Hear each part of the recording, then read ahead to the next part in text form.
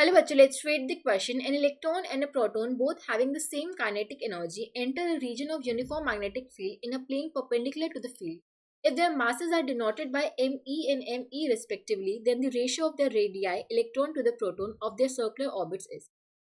तो क्वेश्चन क्या देखा है, एक इलेक्ट्रॉन दे रखा है, एक प्रोटॉन दे रखा है. अब देखो हमें पता है जब एक charge particle uniform magnetic field में परपेंडिकुलरली एंटर करता है तब वो एक सर्कुलर पाथ फॉलो करता है. तो radius of the circular path हो जाती है, इसका फॉर्मूला क्या होता है, M B divide by Q B, ये होता है.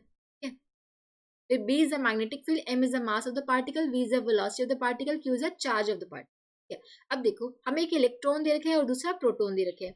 इसकी हम जो रेडियस मान लेते हैं आर ई मान लेते हैं, इसकी आर पी मान लेते हैं. हमें R E divide by R P radii of the electron to the proton हमें फाइंड आउट करने की क्या होगा. ठीक है, अब देखो इसका मास दे रखे है एम ई और इसका मास दे रखे है एम पी. अब देखो क्वेश्चन में गिवन है कि जो काइनेटिक एनर्जी है दोनों की सेम है, यानी कि हम बोल सकते हैं काइनेटिक एनर्जी ऑफ इलेक्ट्रॉन और काइनेटिक एनर्जी ऑफ प्रोटॉन हमें सेम दे रखी है, यानी कि half M E V square is equal to half M P V square.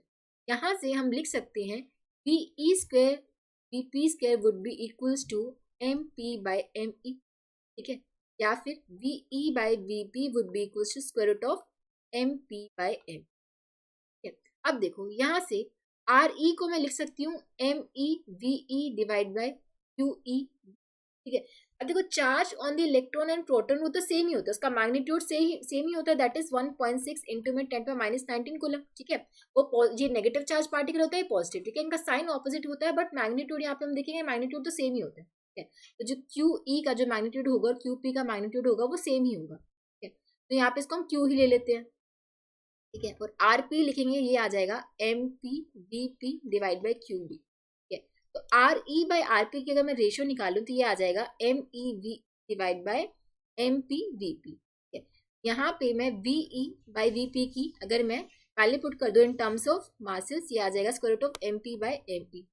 ठीक है, इसकी जो रेशियो आ जाएगी सॉल्व करने पे आ जाएगा square root of M E divide by M. ठीक है, ये हमारी रेडियाई की रेशियो आ जाएगी, जो कि हम देख सकते हैं किसमें गिवन ऑप्शन 2 में. Option 2 would be the correct answer.